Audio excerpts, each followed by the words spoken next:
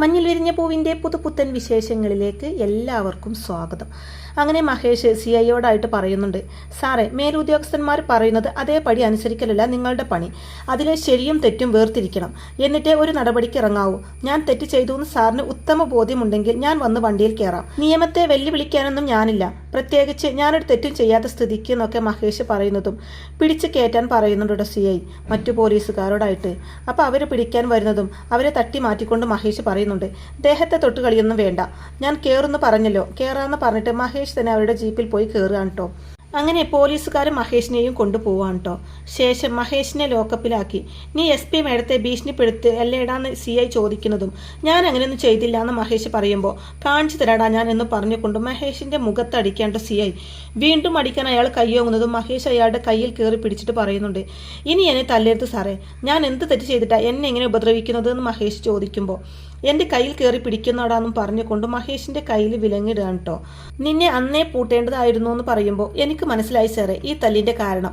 മല്ലികാമ്മയെ രക്ഷിക്കാൻ കൂടെ നിന്നതല്ലേ എന്ന് ചോദിക്കുമ്പോൾ കൂടെ നിന്നു, ഇപ്പോൾ നീ അകത്താ, നിന്നെ രക്ഷിക്കാൻ ആര് വരുമെന്ന് നോക്കാമെന്ന് പറയുന്നുണ്ടോ CI. വരും സാറേ, എന്നെ രക്ഷിക്കാൻ എൻ്റെ ചേച്ചി വന്നിരിക്കുന്ന മഹേഷ് കടുപ്പിച്ച് പറയുന്നതും അഹങ്കാരം പറയുന്നോടാന്നും പറഞ്ഞുകൊണ്ട് നല്ലതുപോലെ ഇടിക്കുന്നുണ്ട് കേട്ടോ CI.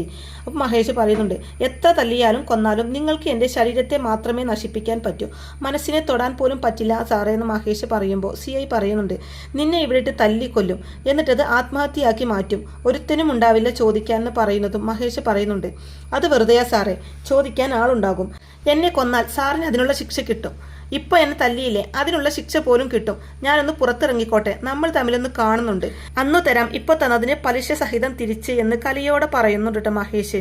അപ്പോൾ അത് കേട്ട് CI വീണ്ടും തല്ലാൻ ഒരുങ്ങുന്നതും കോൺസ്റ്റബിൾ തടയാണ്ട് CIയെ. വേണ്ട സാറേ, പറയുന്ന പോലെ ചെയ്യുന്നതിനാ, സൂക്ഷിക്കണം എന്ന് പറയുന്നുണ്ട് കേട്ടോ കോൺസ്റ്റബിൾ. തുടർന്ന് CI പറയുന്നുണ്ട്, ഇവിടുന്ന് നേരെ ജയിലിലേക്കാണ് നിന്നെ അയക്കുന്നത്, ചെയ്യാൻ പറ്റുന്നതൊക്കെ നീ അങ്ങ് ചെയ്യുമെന്ന് പറയുന്നുണ്ട് കേട്ടോ CI മഹേഷിനോടായിട്ട്. അതിനുശേഷം കാണിക്കുന്നത് ഹരി അച്ഛൻ എവിടെ അമ്മയെന്ന് രാഗിണിയോടായിട്ട് ചോദിക്കുമ്പോൾ അത് തന്നെയാണ് ഞാനും ചോദിക്കുന്നത്, എവിടെ, രാവിലെ ഇവിടുന്ന് പോയതാ, ഇതുവരെ ഇവിടെ തിരിച്ചു വന്നിട്ടില്ല, എവിടെ പോയാലും ഉച്ചയ്ക്ക് മുമ്പേ എത്തേണ്ടതാണെന്ന് ആദിയോടെ പറയുന്നുണ്ട് കേട്ടോ രാഗിണി. അപ്പോൾ ഹരി ഉടനെ തന്നെ മൊബൈൽ എടുത്ത് മഹേഷിന്റെ ഫോണിലേക്ക് വിളിക്കുന്നുണ്ടെങ്കിലും ഫോൺ സ്വിച്ച് ഓഫ് ആയിരിക്കും. സ്വിച്ച് ഓഫ് ആണെന്നാണല്ലോ പറയുന്നത് എന്ന് ഹരി പറയുമ്പോൾ ഞാനും കുറേ വിളിച്ചു, അപ്പോഴും ഇത് തന്നെയാ പറഞ്ഞുകൊണ്ടിരിക്കുന്നത് എന്ന് പറയുന്നുണ്ട് രാഗിണി. തുടർന്ന് ഇനി വല്ല അപകടവും എന്ന് രാഗിണി സംശയത്തോടെ ചോദിക്കുന്നതും ഏയ് അതൊന്നും ആയിരിക്കില്ല, എവിടെയെങ്കിലും ആരെയെങ്കിലും കാണാൻ വേണ്ടി പോയതായിരിക്കും, തിരിച്ചു വന്നോളും, അമ്മ പേടിക്കേണ്ടെന്ന് പറയുന്നുണ്ട് ഹരി.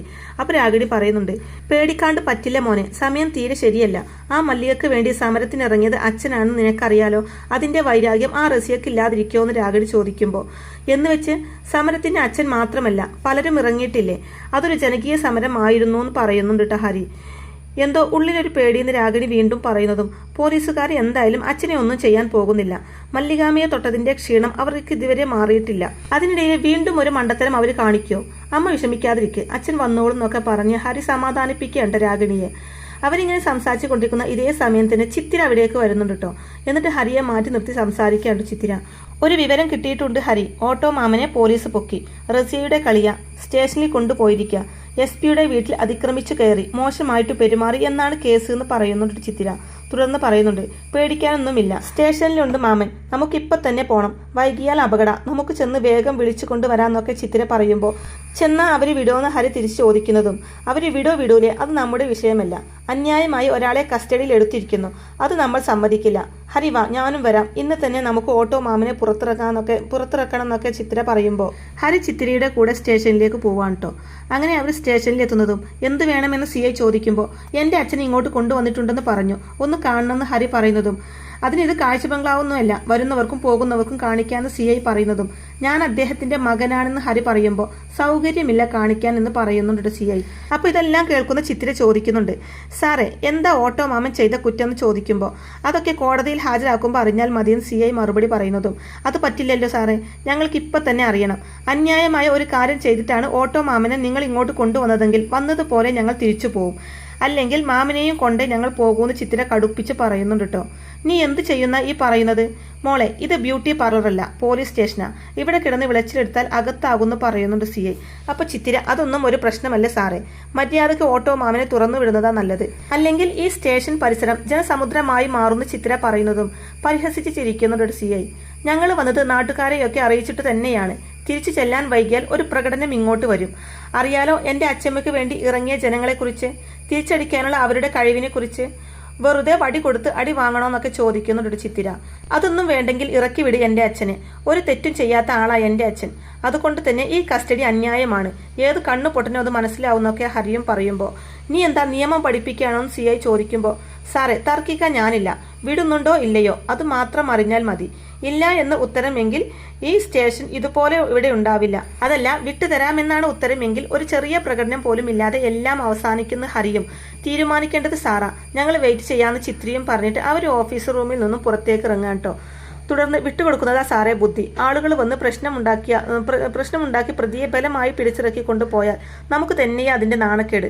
കൊടുക്കാനുള്ളത് കൊടുത്തു കഴിഞ്ഞില്ലേ, ഇനി വിട്ടേക്ക് സാറേ എന്ന് കോൺസ്റ്റബിൾ പറയുമ്പോൾ, നിവൃത്തിയില്ലാതെ എന്ത് വേണമെങ്കിലും ചെയ്തോ എന്ന് പറയുന്നുണ്ട് CI അയാളോടായിട്ട്. അതിനുശേഷം കാണിക്കുന്നത് പ്രതിഭ റസിയയോടായിട്ട് പറയുന്നത് കൊണ്ട് വിഷമമൊന്നും തോന്നരുത്. റസിയയുടെ പോലീസ് പോരാ, 2 നുരുന്ത് പോലുള്ള പിള്ളേര് വന്ന് ഭീഷണിപ്പെടുത്തിയപ്പോൾ പേടിച്ചു എന്ന് പറഞ്ഞാൽ നാണക്കേടാ. ജില്ലാ പോലീസിന് മാത്രമല്ല വ്യക്തിപരമായ റസിയക്കും. ഈ ഒരു മനോഭാവം വെച്ച് ഒരിക്കലും മല്ലികയെ വീഴ്ത്താൻ റസിയക്ക് പറ്റില്ല എന്നൊക്കെ പ്രതിഭ അങ്ങനെ പറയുമ്പോൾ, മഹേഷിനെ വിട്ടില്ലായിരുന്നെങ്കിൽ സ്റ്റേഷനിലേക്ക് ജനങ്ങൾ ഒഴുകിയെത്തിയേനെ. ഒരു പ്രകോപനം ഉണ്ടായി അരുതാത്തത് എന്തെങ്കിലും സംഭവിച്ചാൽ ആര് സമാധാനം പറയും? എല്ലാത്തിന്റെയും ഉത്തരവാദിത്വം ഞാൻ സ്വയം ഏൽക്കണ്ടേ? അതൊഴിവാക്കാനാ ഞാൻ വിട്ടത് എന്ന് പറയുന്നുണ്ട് റസിയ. എങ്കിൽ പിന്നെ പിടിക്കാൻ പോവരുതായിരുന്നു. എന്തിനാ പിടിച്ചത്? പിടിച്ചെങ്കിൽ അകത്താക്കണമായിരുന്നു. രക്ഷപ്പെടാൻ പറ്റാത്ത വിധം പൂട്ടണമായിരുന്നു എന്ന് പറയുന്നുണ്ട് പ്രതിഭ. തുടർന്ന് പറയുന്നുണ്ട്, റസിയയെ വീട്ടിൽ വന്ന് ഭീഷണിപ്പെടുത്തി. അതൊരു ചെറിയ കാര്യമാണോ? ഗ്രൗണ്ട് ഉണ്ടായിരുന്നു, അത് നശിപ്പിച്ചു എന്നൊക്കെ പറഞ്ഞ് കുറ്റപ്പെടുത്തുമ്പോൾ ഇനിയും അവസരം വരുന്ന റസിയ പറയുന്നതും, വരും എന്ന് വിചാരിച്ച് കാത്തിരുന്നാൽ ഇവിടെ ഇരിക്കത്തേയുള്ളൂ. അവസരം നമ്മൾ ഉണ്ടാക്കണം, അതിന് ബുദ്ധി ഉപയോഗിക്കണം എന്ന് പറഞ്ഞു കൊടുക്കുന്നുണ്ട് കേട്ടോ പ്രതിഭ. അപ്പൊ റസിയ വല്ലതും മനസ്സിൽ തോന്നുന്നുണ്ടെങ്കിൽ പറഞ്ഞതാ. എന്റെ മാത്രം ശത്രു അല്ലല്ലോ മല്ലിക, നിങ്ങളുടെയും കൂടെ ശത്രു അല്ലേ എന്ന് ചോദിക്കുന്നുണ്ട് റസിയ. അപ്പൊ പ്രതിഭ പറയുന്നുണ്ട്, മല്ലികയെ വീഴ്ത്താൻ ഞാൻ കുറെ നോക്കിയതാ, ഏതാണ്ട് വിജയത്തിന്റെ അറ്റം വരെ എത്തിയതുമാണ്. ഭാഗ്യം എന്റെ കൂടെ ഇല്ലായിരുന്നു എന്ന് പ്രതിഭ പറയുന്നതും, ഭാഗ്യം ഇപ്പോൾ എന്റെയും കൂടെ ഇല്ലല്ലോ, എന്തൊക്കെ ചെയ്തു, രക്ഷപ്പെട്ടു പോയില്ലേ അവരെന്ന് പറയുന്നുണ്ട് റസിയ ശ്രമിക്കാനിട്ടല്ല, നടക്കുന്നില്ല, അതാ ഞാൻ ചിന്തിക്കുന്നത് എന്ന് പറയുന്നുണ്ട് കേട്ടോ പ്രതിഭ. തുടർന്ന് പറയുന്നുണ്ട്, നേരിട്ട് വീഴ്ത്താൻ പറ്റില്ല റസിയ അവള് വീഴില്ല. മനഃശാസ്ത്രപരമായി ഒരു അറ്റാക്ക് നടത്തണം, ഒരു സൈക്കോളജിക്കൽ മൂവ് എന്ന് പ്രതിഭ പറയുന്നതും, അപ്പോൾ എന്ന് വെച്ചാൽ എന്ന് റസിയ തിരിച്ചു ചോദിക്കുമ്പോൾ, മല്ലികയുടെ ശക്തിയും ദൗർബല്യവും ചിത്തിരയ്ക്ക് എന്തെങ്കിലും പറ്റിയാൽ മല്ലിക തളരും. പണ്ട് കുഞ്ഞായിരുന്നപ്പോൾ ഈ ചിത്തിരിയെ മരുതൻകാട് എന്ന് പറയുന്ന കാട്ടിൽ കൊണ്ടുപോയി ഇട്ടിട്ടുണ്ട് ഞാൻ. വിഷപ്പാമ്പുകളും വന്യമൃഗങ്ങളും തിങ്ങി നിറഞ്ഞ ഒരു കാടായിരുന്നു അത്. അന്ന് മല്ലിക വന്ന് എൻ്റെ കാല് പിടിച്ചു. അതുപോലെ ഇനിയും അവളെ വരുത്തണം. അതിനുള്ള വഴിയാണ് ആദ്യം ആലോചിക്കേണ്ടതെന്നൊക്കെ പ്രതിഭ അങ്ങനെ പറയുമ്പോൾ, ആ കുട്ടിക്ക് മല്ലികയെക്കാളും പോപ്പുലാരിറ്റി ഉണ്ട് ഈ നാട്ടിൽ. അതുകൊണ്ട് കൃത്യമായി ഓപ്പറേറ്റ് ചെയ്തില്ലെങ്കിൽ നെഗറ്റീവ് ആവും. പോരാത്തതിന് +2 പരീക്ഷ എഴുതാൻ പോകുന്നു, സൂക്ഷിച്ച് കളിക്കണം എന്നൊക്കെ റസിയെ പറഞ്ഞു കൊടുക്കുമ്പോൾ, എൻ്റെ റസിയെ, അതിന് ചിത്തിരിയെ എന്തെങ്കിലും ചെയ്യണമെന്ന് ആരെങ്കിലും പറഞ്ഞോ? ചിത്തിരിയെ അല്ല, അവനെയാ, ആ ഹരിയെ. മല്ലികക്ക് നോവണമെങ്കിൽ ചിത്തിരക്ക് നോവണം, ചിത്തിരക്ക് നോവണമെങ്കിൽ ഹരിക്ക് നോവണം. കാമുകനല്ലേ, അവൻ എന്ത് പറ്റിയാലും ചിത്തിര തളരുന്നു പറയുന്നുണ്ട് പ്രതിഭ. അപ്പൊ ഇതെല്ലാം കേട്ടതിന് ശേഷം റസിയ പറയുന്നുണ്ട്, ഹരി അതൊരു നല്ല ആശയ, അവനെ പിടിക്കാൻ അത് എളുപ്പമാണെന്ന് പറയുന്നുണ്ട് റസിയ. പിന്നീട് റസിയ CIയെ വീട്ടിലേക്ക് വിളിച്ചു വരുത്തി സംസാരിക്കാൻ കേട്ടോ. രഹസ്യമായി നടത്തേണ്ട ഒരു ഓപ്പറേഷനെ കുറിച്ച് സംസാരിക്കാനാണ് വിളിപ്പിച്ചത്. അതുകൊണ്ട് ഡിസ്കഷൻ വീട്ടിൽ വെച്ച് മതി തീരുമാനിച്ചത്. മറ്റാരും ഇത് തൽക്കാലം അറിയണ്ടെന്ന് പറയുന്നുണ്ട് റസിയ CIയോടായിട്ട്. തുടർന്ന് പറയുന്നുണ്ട്, ഈയിടെ റെയിൽവേ സ്റ്റേഷനിൽ ഒരു പെൺകുട്ടിയുടെ ജഡം കണ്ടെത്തിയിരുന്നില്ലേ? ആ കേസ് എവിടം വരെ എത്തിയെന്ന് റസിയ ചോദിക്കുമ്പോൾ, എവിടെയും എത്തിയില്ല. പ്രതികളിലേക്ക് ലീഡ് ചെയ്യുന്ന ഒരു തുമ്പ് പോലും പോലീസിന് കിട്ടിയില്ല എന്ന് പറയുന്നു. CI മറുപടി കൊടുക്കുന്നതും റസിയ പറയുന്നുണ്ട്, എങ്കിൽ കേട്ടോ, ആ കേസിലെ പ്രതി ഉടനെ അറസ്റ്റിലാവുന്ന റസിയ പറയുന്നതും, ആണോ? എങ്കിൽ അതൊരു നല്ല വാർത്തയായിരിക്കും മേഡം. മീഡിയ നല്ലവണ്ണം ശ്രദ്ധിച്ച കേസാ അത്. ഈ കേസിലെ പ്രതിയെ പിടിക്കുക എന്ന് പറയുന്നത് ജില്ലാ പോലീസിന് അഭിമാനിക്കാൻ പറ്റുന്ന ഒരു നേട്ടമായിരിക്കും പറയുന്നുണ്ട് CI സന്തോഷത്തോടെ. ആരാണ് പ്രതി അറിയാമോ എന്ന് ചോദിക്കുമ്പോൾ, ഇല്ല, ആരാ മേഡെന്ന് ആകാംക്ഷയോടെ CI ചോദിക്കുന്നതും, ഹരി, മഹേഷിന്റെ മകൻ ഹരി, ആ ഓട്ടോ ഡ്രൈവർ എന്ന് പറയുന്നുണ്ട് റസിയ. അപ്പോൾ അതെങ്ങനെ ശരിയാവും മേഡം എന്ന് CI ചോദിക്കുന്നതും റസിയ പറയുന്നുണ്ട്, ശരിയാവില്ല, പക്ഷേ ശരിയാക്കും. അങ്ങനെ ശരിയാക്കാനാ ഞാൻ നിന്നോട് വരാൻ പറഞ്ഞത് എന്ന് പറയുന്നുണ്ട്. തുടർന്ന് പറയുന്നുണ്ട്, പ്രതിയായ ഹരിയും മരിച്ചു എന്ന് പറയുന്ന പെൺകുട്ടിയും തമ്മിൽ നേരത്തെ അടുപ്പമുണ്ടായിരുന്നു. ഹരിയുടെ കാമുകിയായിരുന്നു ആ പെൺകുട്ടി. പെട്ടെന്നാണ് ഹരിയുടെ മനസ്സ് ചിത്തിരയിലേക്ക് തിരിഞ്ഞത്. അതോടെ ആ പെൺകുട്ടി വയലന്റായി. ഒരു കാരണവശാലും ചിത്തിരിയും ഹരിയും തമ്മിലുള്ള ബന്ധം തുടരാൻ അനുവദിക്കില്ലെന്ന് ആ പെൺകുട്ടി ഹരിയെ ഭീഷണിപ്പെടുത്തി. ആ ബന്ധത്തെക്കുറിച്ച് ചിത്തിരിയോട് പറയുന്ന ഘട്ടം വരെ എത്തി. അപ്പോഴാ ദേഷ്യം വന്ന് ഹരി ആ പെൺകുട്ടിയെ കൊന്നതും മൃതശരീരം റെയിൽവേ ട്രാക്കിൽ കൊണ്ടിട്ടതെന്നൊക്കെ ഒരു കഥ പോലെ പറഞ്ഞു കൊടുക്കുന്നുണ്ട് റസിയ. അപ്പോൾ ഈ കഥ ആരെങ്കിലും വിശ്വസിക്കുക മേഡം എന്ന് CI ചോദിക്കുമ്പോൾ, വിശ്വസിപ്പിക്കണം. അതിനുവേണ്ടി തെളിവുകൾ നമ്മൾ തന്നെ ഉണ്ടാക്കണം. ഹരി സ്വയം കുറ്റം ഏൽക്കില്ല. ഏൽക്കേണ്ട അവസ്ഥയിൽ അവനെ കൊണ്ടെത്തിക്കണം. അതാണ് താൻ എനിക്ക് ചെയ്തു തരേണ്ടതെന്ന് റസിയ പറയുമ്പോൾ, മനസ്സിലായി മേഡം, ഞാനത് ചെയ്യാമെന്ന് പറയുന്നുണ്ട് ഹരി. ഒരു പൂ പറിക്കുന്ന പോലെയായിരിക്കണം ഹരിയെ നമ്മൾ പൊക്കേണ്ടത്. ഒരു കുഞ്ഞും അറിയരുത് ഹരി എങ്ങോട്ടാ പോയതെന്ന്. പോലീസിന്റെ കസ്റ്റഡിയിൽ രഹസ്യ കേന്ദ്രത്തിൽ വെച്ചായിരിക്കണം ചോദ്യം ചെയ്യൽ. പ്രതിയായ ഹരി എല്ലാ കുറ്റവും ഏറ്റെടുത്ത് കഴിഞ്ഞതിന് ശേഷം മാത്രമേ അവൻ പുറം ലോകം കാണാവൂ. നമ്മൾ ഹരിയെ പിടിച്ചിരുന്നു എന്ന വാർത്തയും അറിയാവൂ എന്ന് പറയുന്നുണ്ട് റസിയ. മല്ലികയെ വീഴ്ത്തണമെങ്കിൽ ചിത്തിര വീഴണമെങ്കിൽ ഹരി വീഴണമെന്ന് പറഞ്ഞിട്ട് ഹരിയെ പൊക്കാൻ വേണ്ടി പറഞ്ഞു വിടാൻ കേട്ടോ CI റസിയ.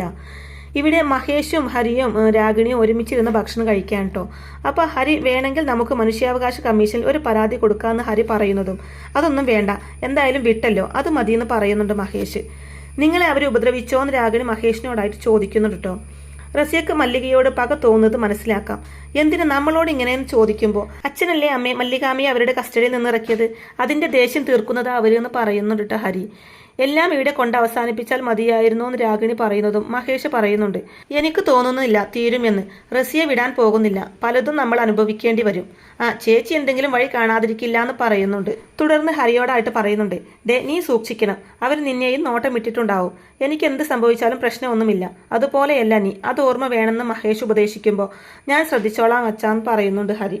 അതിനുശേഷം ഓട്ടോ ഡ്രൈവർ ഹരിയുടെ വീടല്ലേ ഇതെന്ന് ഒരാൾ വന്ന് ചോദിക്കുമ്പോൾ, ഹരി ഉണ്ടോ ഇവിടെ എന്നൊക്കെ ചോദിക്കുമ്പോൾ, അതെ ആരാ എന്ത് വേണമെന്ന് തിരിച്ചു ചോദിക്കുന്നുണ്ട് കേട്ടോ ഹരി. അപ്പോൾ അയാൾ പറയുന്നുണ്ട്, ഞാൻ കുറച്ച് അപ്പുറത്ത് വാടകയ്ക്ക് താമസിക്കാൻ വന്ന ആളാ, വയറിന് തീരെ സുഖമില്ല, ഒന്ന് ആശുപത്രി വരെ പോകണം, എൻ്റെ കൂടെ വരാവോ എന്ന് ചോദിക്കുമ്പോൾ, അതിനെന്താ വരാലോ എന്ന് പറയുന്നുണ്ട് കേട്ടോ ഹരി. അല്ല കുറച്ച് അപ്പുറത്താ വീട് എന്ന് പറയുമ്പോൾ, ആ രാഘവന്റെ വീടാണോ എന്ന് ചോദിക്കുമ്പോൾ, അതെ അത് തന്നെയാ, ഇന്നലെ വന്നതേയുള്ളൂ, ഷിഫ്റ്റിംഗ് ആയതുകൊണ്ട് ആരെയും പരിചയപ്പെടാൻ പറ്റില്ല എന്ന് പറയുന്നുണ്ട് കേട്ടോ അയാൾ.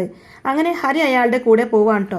അങ്ങനെ ഹരി വണ്ടിയുടെ അടുത്തേക്ക് നടക്കുന്നതും അയാൾ തോക്കെടുത്ത് ഹരിയുടെ നേരെ നീട്ടി, പോലീസാ അനങ്ങി പോവരുത്, രക്ഷപ്പെടാൻ ശ്രമിച്ചാൽ കൊന്നു കളയുന്ന ഭീഷണിപ്പെടുത്തി ഹരിയെ കുറച്ച് അപ്പുറത്ത് മാറി നിൽക്കുന്ന റസിയയുടെ അടുത്തേക്ക് കൊണ്ടുപോവാണ് കേട്ടോ. നിനക്ക് മനസ്സിലായില്ല അല്ലേ ഇയാൾ പോലീസുകാരനാണെന്ന് റസിയ ചോദിക്കുന്നതും, എന്തിനാ എന്നെ പിടിച്ചുകൊണ്ട് വന്നിരിക്കുന്നത് എന്ന് ഹരി റസിയോടായിട്ട് ചോദിക്കുമ്പോൾ, ചുമ്മാ ഒരു രസമെന്ന് പറയുന്നുണ്ട്. തുടർന്ന് പറയുന്നുണ്ട്, ആരും അറിയാതെ ഒരു കൊലപാതകം നടത്തിയാൽ ആരും അറിയില്ലെന്ന് വിചാരിച്ചോന്ന് റസിയ ചോദിക്കുന്നതും, കൊലപാതകമോ ആരും ഒരു ഞെട്ടലോടെ തിരിച്ചു ചോദിക്കുന്നുണ്ട് കേട്ടോ ഹരി. അപ്പോൾ റസിയ പറയുന്നുണ്ട്, നീ ആരെയാണ്, എങ്ങനെയാണ്, എപ്പോഴാണെന്നൊക്കെ ഞങ്ങൾക്കറിയാം, നീയും കൂടി അതങ്ങ് സമ്മതിക്കണമെന്ന് റസിയ പറയുമ്പോൾ, ഞാൻ ആരെയും കൊന്നിട്ടൊന്നുമില്ല എന്ന് ഹരി പറയുന്നുണ്ടെങ്കിലും എല്ലാ കൊലപാതകങ്ങളും ആദ്യം ഇങ്ങനെ തന്നെയാണ് പറയുന്നത്, നുണ പറയുന്നവരെ കൊണ്ട് ഞങ്ങൾ പോലീസുകാർ സത്യം പറയിപ്പിക്കുമെന്ന് റസിയ പറയുന്നുണ്ട് കേട്ടോ. അപ്പോൾ ഹരി പറയുന്നുണ്ട്, മേഡം മാന്യമര്യാദമായിട്ട് ജീവിച്ചു പോകുന്ന ആളാ ഞാൻ, നിങ്ങളും മല്ലികാമയും തമ്മിൽ പല പ്രശ്നങ്ങളും ഉണ്ടാവും, അതിനിടയിലേക്ക് വെറുതെ ഞങ്ങളെ വലിച്ചിഴക്കരുത്, ജീവിച്ചു പൊക്കോട്ടെ എന്ന് പറയുന്നുണ്ട് കേട്ടോ ഹരി. അപ്പോൾ റസിയ പറയുന്നുണ്ട്, ഇങ്ങനെയല്ലല്ലോ മല്ലിക സ്റ്റേഷനിലായപ്പോൾ നിന്റെ അച്ഛൻ വന്ന് പറഞ്ഞിരുന്നത്, ഓൺലൈൻ ക്യാമ്പയിൻ നടത്തി എനിക്കെതിരെ ജനരോഷം ഇറക്കി വിട്ടു, മല്ലികയെ കോടതിയിൽ പോലും ഹാജരാക്കാൻ പറ്റിയില്ല, എനിക്ക് എടുത്ത കേസിന്റെ ചാർജ് ഷീറ്റ് കീറിക്കളഞ്ഞ് അവരെ എനിക്ക് വെറുതെ വിടേണ്ടി വന്നു. അന്ന് എന്തുകൊണ്ട് നിങ്ങളൊന്നും വിചാരിച്ചില്ല മല്ലികയും ഞാനും തമ്മിലുള്ള വഴക്കിൽ ഇടപെടേണ്ടാന്ന്? നിങ്ങൾക്കാവാമെങ്കിൽ എനിക്കുമാവാം.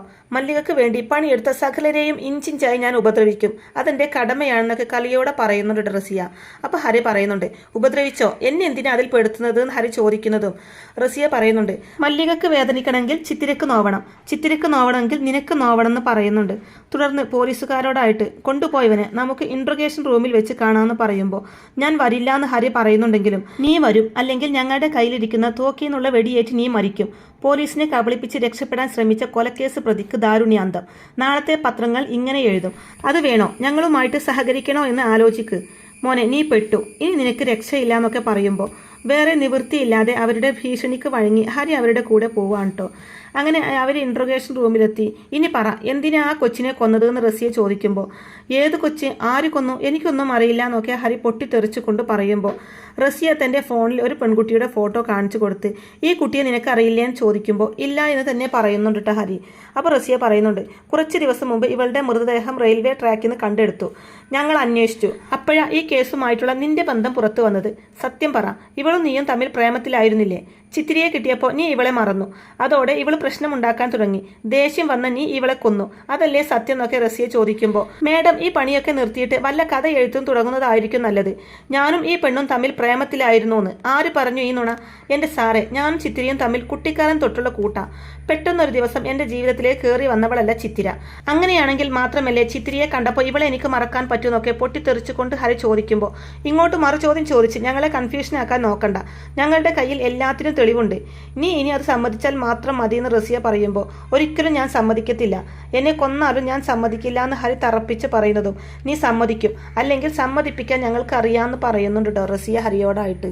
അപ്പോൾ ഇങ്ങനെയൊക്കെയുള്ള നല്ല അടിപൊളി ത്രില്ലിംഗ് ആയിട്ടുള്ള രസകരമായിട്ടുള്ള എപ്പിസോഡുകളൊക്കെയാണ് കേട്ടോ വരാനിരിക്കുന്നത്. അപ്പോൾ ഈ റിവ്യൂ ഇഷ്ടമായിട്ടുണ്ടെങ്കിൽ വീഡിയോ ലൈക്ക് ചെയ്യാനും ചാനൽ കൂടി ഒന്ന് സബ്സ്ക്രൈബ് ചെയ്ത് സപ്പോർട്ട് ചെയ്യാനും മറക്കല്ലേ ഫ്രണ്ട്സ്. താങ്ക്